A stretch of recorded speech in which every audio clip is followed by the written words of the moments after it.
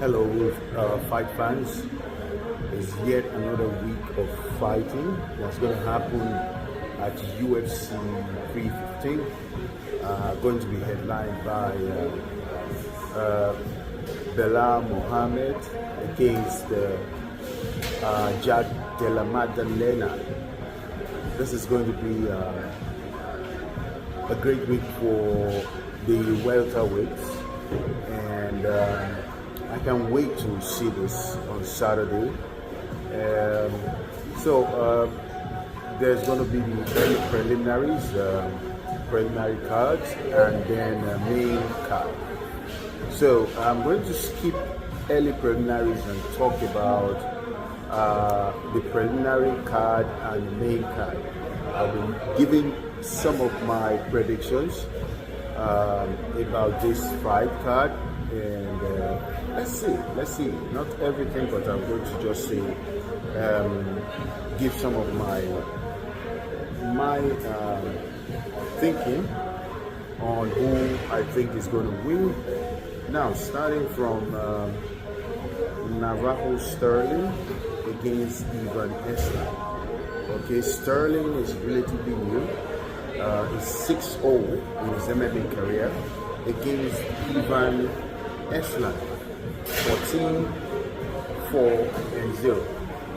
Alright, so Sterling is a relatively new guy, but he's still very green in the MMA world. I think he still has a lot to learn, but Sterling is very wild. It's a big match, it's a very huge match. I think he could even fight in the heavyweight category, but he's doing the light heavyweight. I want to favor Sterling because of his raw power. I think he's going to basically bulldoze his way into winning. Now the next fight is also in the lightweight category. Modesta Bukauskas against Ion Kuchulaba. Right. These are two experienced guys. Modestas is a very technical guy with kickboxing and boxing. And then you have Ion Kuchulaba, who's very, very aggressive from start to finish. He's a wild fighter and a wild finisher. So I'll give the edge to Ion Kuchulaba. Right? Okay, so the next one is Jessica Andrade, former champion in the women's division, against Jasmine Juicy Davicius. Yeah, this is going to be an interesting one. Jessica Andrade is someone who has a lot of power.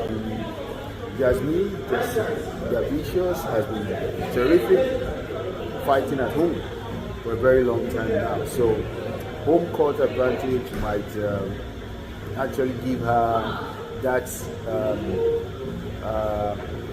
motivation to fight a lot harder, fight a lot smarter against Jessica Andrade. Even though Andrade is a former female champion, so I still give Jasmine Davicius the edge. All right, so finally the main card of the preliminary card is Mike Malott against Charles Radke. Okay, so I would want to favor Mike Malott, right? Just basically because he's also a very good fighter. He's a very charismatic fighter. He has learned from one of his recent losses at home, and I'm thinking that he's going to be more cautious and he's going to use the home advantage very wisely. So I give Mike Malott the advantage. Now to the main card. The main card, it starts with Benoit Saint-Denis against Kyle Repole. Alright, so Benoit Saint-Denis is coming off a loss. He spent a very long time away from the octagon after losing to Dustin Poirier. I think he's going to be very hungry to fight. I don't know so much about Kai pre-Poland, but I'm thinking Benoit Saint-Denis will be a lot more hungry this time around. He's a very, very wild fighter. He's a very strong fighter, strong boxer. So I want to give him the edge in this fight. Then the next fight is Alexa Grasso against Natalia Silva. All right, Alexa Grasso, they both have a similar experience in fighting. Alexa Grasso is 16-4-1, while Natalia Silva is 18-5-1.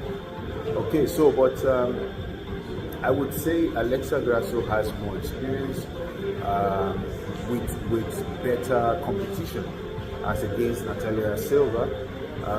Silva is a very mobile fighter. She moves around a lot, in and out, and he might try to use that against Alexa Grasso. I'm looking forward to seeing Alexa Grasso use her wrestling to negate the movement of Natalia Silva.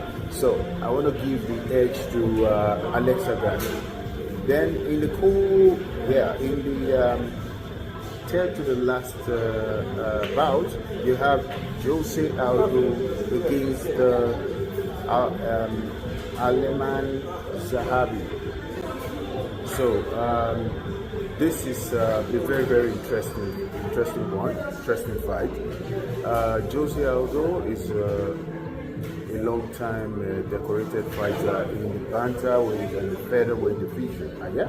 Bantamweight division, and is fighting someone who is relatively green in the sports, and I think experience will count in this case.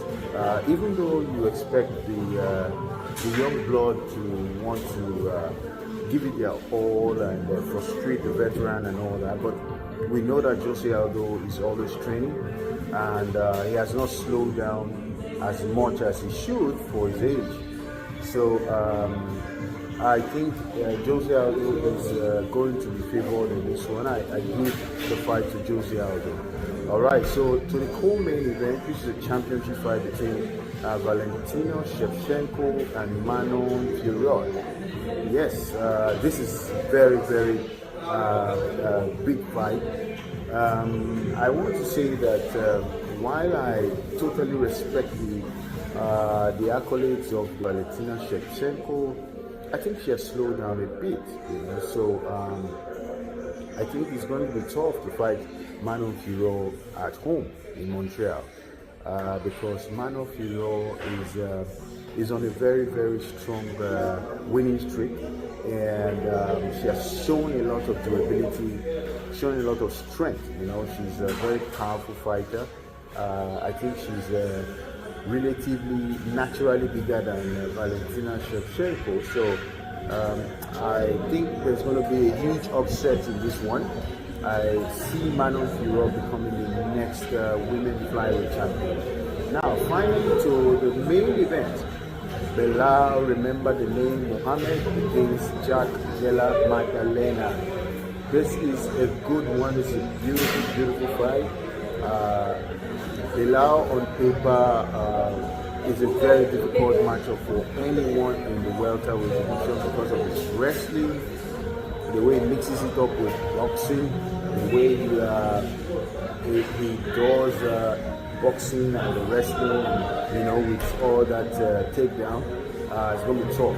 But Jack Della Maddalena is one of the smartest boxer and striker in the UFC. This is a guy who shows a lot of cool, a lot of calmness when it comes to fighting. He has been on a winning streak for close to 10 years, I think. He's on a 13-fight winning streak, and so it's coming with huge momentum.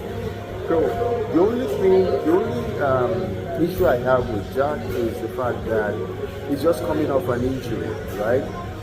Is he truly 100%?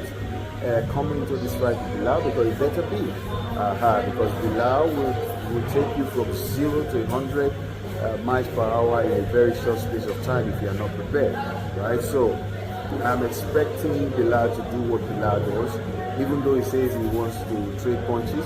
Who knows? He might even try, because he might try to prove his point that even that he can trade with Canelo Alvarez, in boxing. So because Jack Della Maddalena is a very, very good boxer. So I think he's going to try and do that. He's going to try and do his takedown more, but initially start with boxing, the stand-up category with Jack Della Maddalena, and after which, if he gets frustrated, he goes to takedown. Right. So, but for Jack, he has to perfect his movements, and then take his shots in and out, walk from a distance. He shouldn't stand on a straight line. So, and I think Jack can do that very well.